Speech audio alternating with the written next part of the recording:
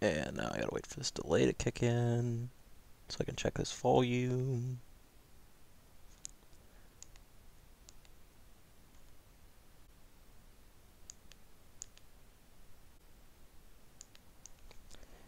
I think this is an acceptable volume. I'm just gonna put it up. And if it's too loud, I can take it back down.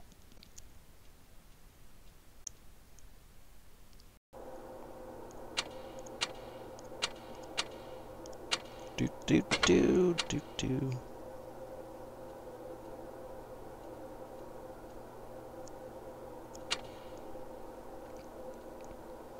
Alright, that looks like a valid lineup, and that seems to be a valid lineup once it's logged in.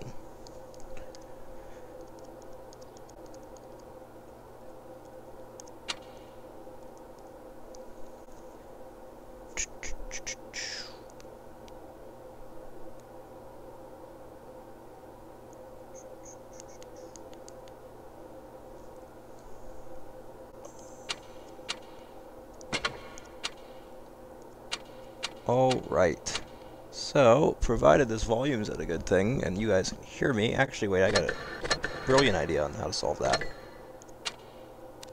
I'll just put that down to there. 40%, that ought to work. Okay, now I don't have a flight camera.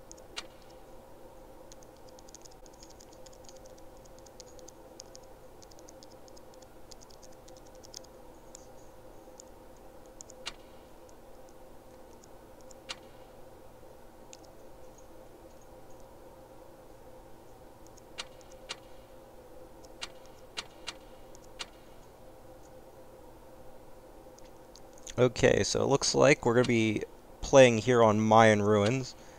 The lineups are Krono is going to be using one mouse, highly approve of that, if it's used properly, an E100, two IS-7s, an M48 Patton, a T124, and for their Tier 8, a T49.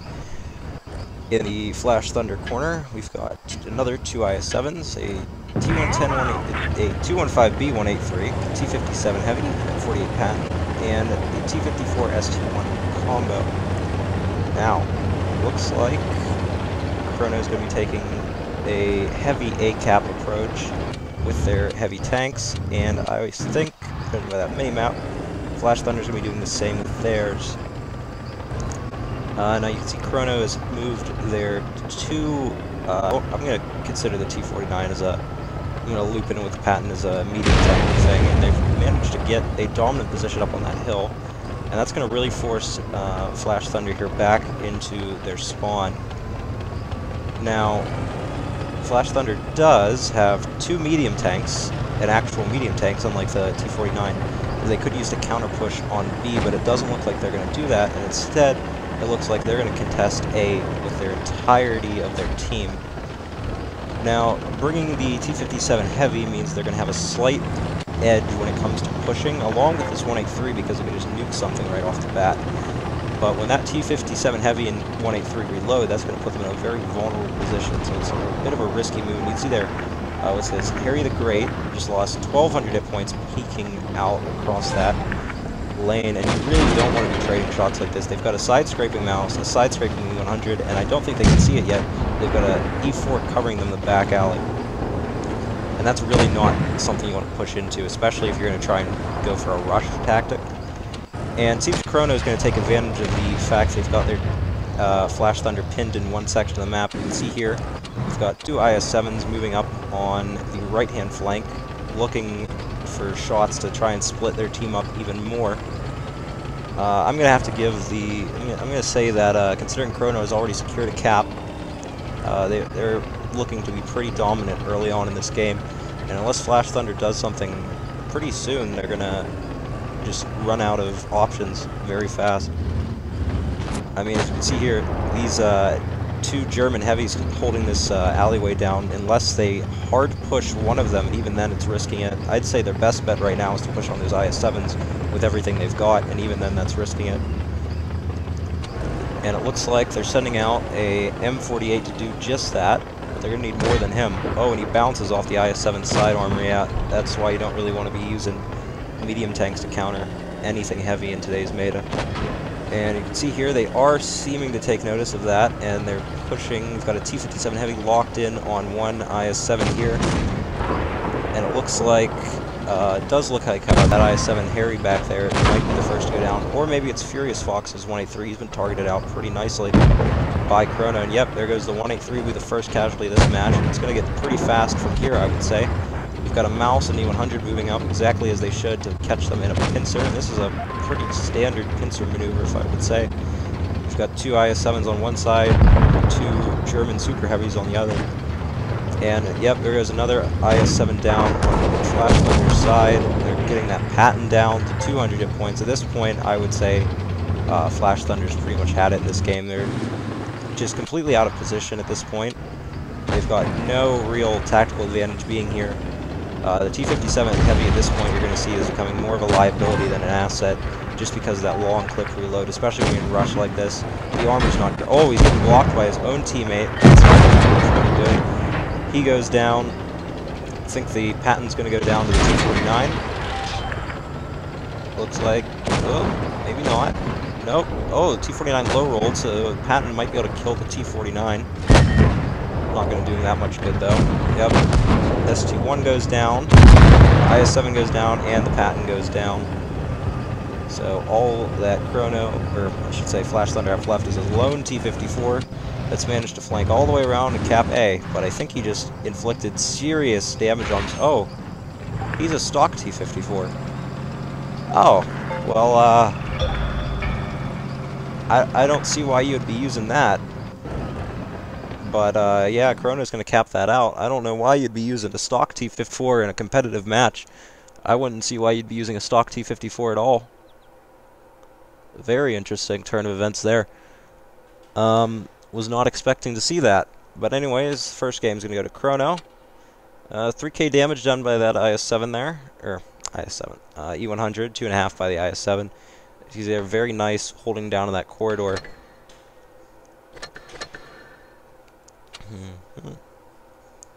Yeah, I did not see why a stock T-54 was brought. I mean, I guess if you don't have anything else. But, yeah, very interesting. Alright. So, I guess I have to swap these here spawns. That's not the button to do it. That's the button to do it.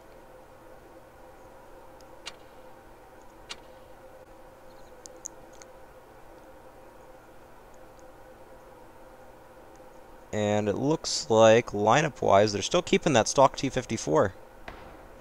This guy have anything else? Why would you be using, does he have anything else? Oh, maybe he doesn't. Oh no, he has only got 2 tier 9s. Well, you gotta play with what you got, I guess. Stock T-54 better than no tier 9. Still, would be interesting to see why they're choosing to bring a T-54 when this guy, unless he sold all his tier 8s, because what I would see, what I see here is him being able to play a tier 8 tank and just sacrificing one of them.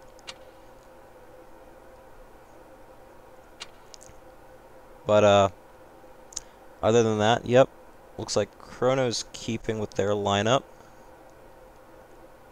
and it looks like Flash Thunder, whenever they're ready, seems to be keeping with theirs.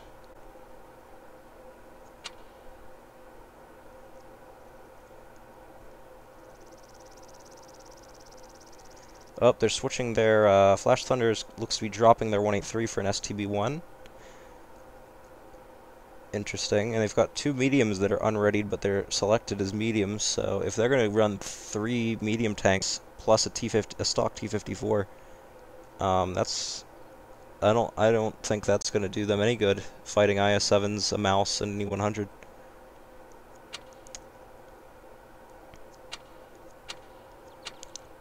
Yeah, I I cannot see that doing well. Get out of this room if you're not in the dang thing. Where's the kick button at? Yeah, no, we will not be accepting that. Concept's okay because he'll kick me from purple if I do it. So get out of here. Alright.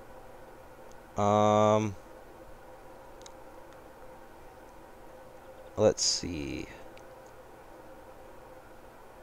Oh, looks like perhaps an E100 being brought by Flash Thunder. I think that's new. Anatisa, get out of this room. You're not welcome here. Ooh. Yep, it looks like they're going to do what I thought they were going to do with the stock T-54 deal. They're going to send him in a KV-4, which albeit is a terrible choice, because a KV-4 is a terrible Tier 8 tank. But they're going to take that on the chin just so they can run an extra Tier 10, which I think is a great idea, because running dual Tier 9s is nice if you have good Tier 9 tanks, like T-30s, E-75s, just tanks that belong in Tier 10 games and can do well. VK4502Bs, even an ST1 is a pretty good choice. You can get it hauled down. But to run a stock T-54 when you could just run a Tier 8 seems like it's different.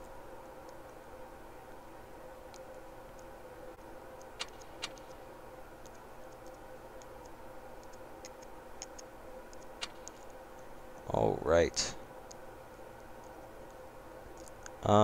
Other than that, looks like we're just waiting for some people to ready up. So,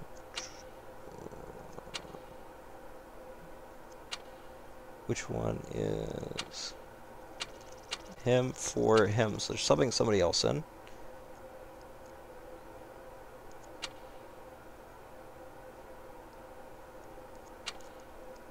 Alright.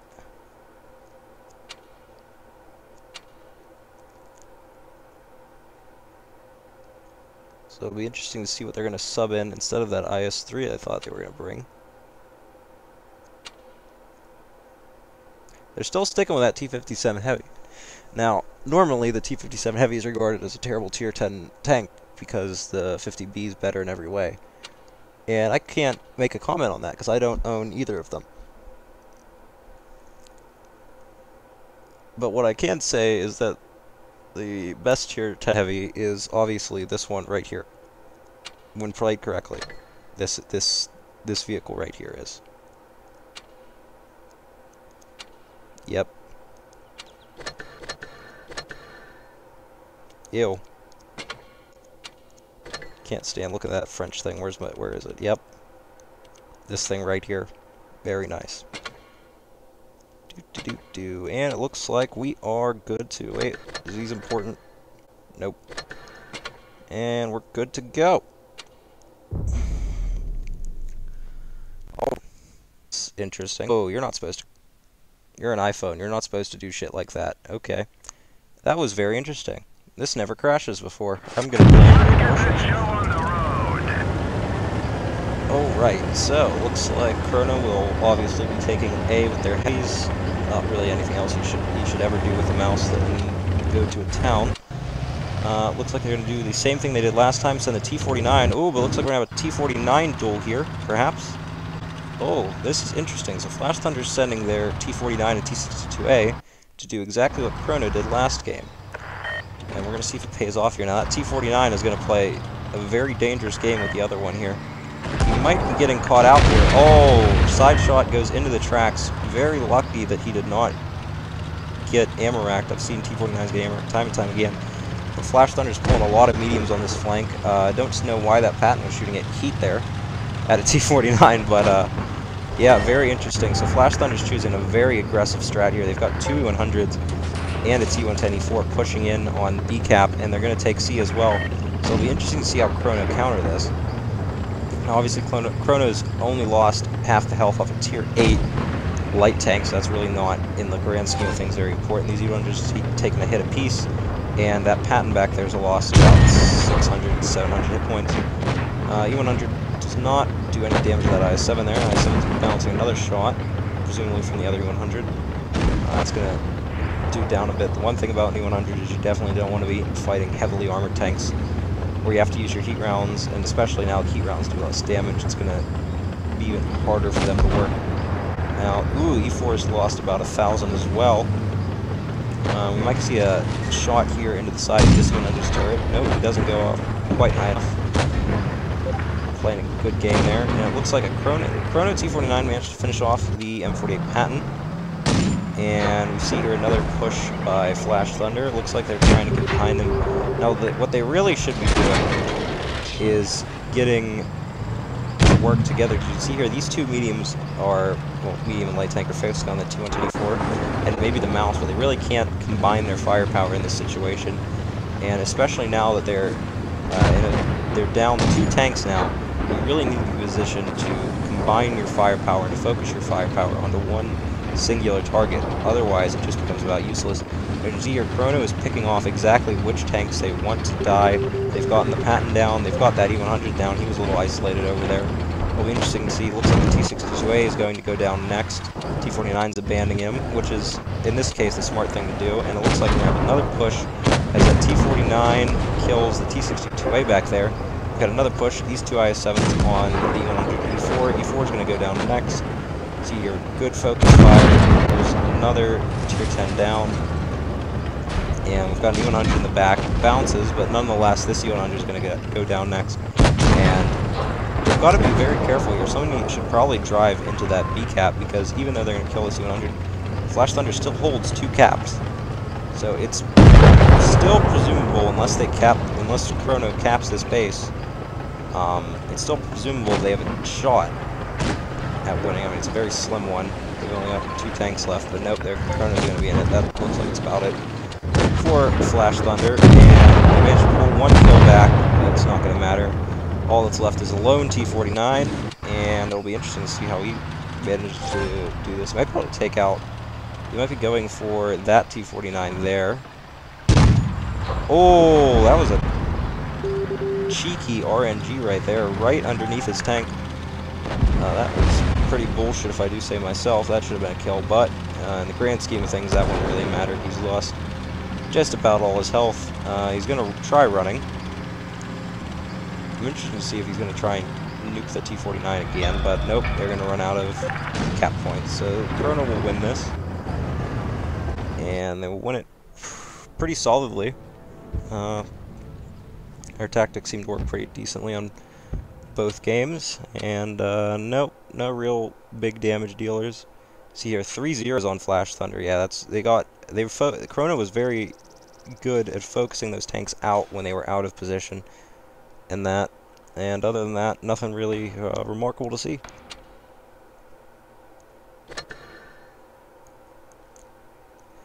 What the hell? Okay, since this person decided to join this room for some ungood reason, we're going to take a quick minute here to roast him on his stats. So obviously he's got a 43% win rate. That's trash. 270 average damage per battle. Garbage. Let's see what tanks he has. Kuro Mori Mini, 45%, 500 damage in a game. Utterly trash. Look at this. This guy is a wallet warrior at its finest. He's got a freaking T25. Look at all this. Trash, trash, trash. Dude, 0% in a T7 car and a French tank. Wow. Utterly trash. Yeah, I don't want to see you ever again. Out you go. And it looks like we're going to be done for the night. Now, I would go and stream my World of Warship's amazing play, but that'll probably get annoying pretty quick, because I can't really talk, play music. Also, this phone's about to die. So, on that note, we're going to save the World of Warship's play for another time, and we're going to sign this one off. So, that was another Dog Days tournament. I'm just streaming, I'll only be streaming non-affiliated matches with Purple if I have free time, which this is probably the only free time I'm going to have. With the way this tournament works, because I know we have a game tomorrow night, so you can tune in for that. See, I don't know who we're playing. And on that note, I will call this stream the end. Thank you for watching.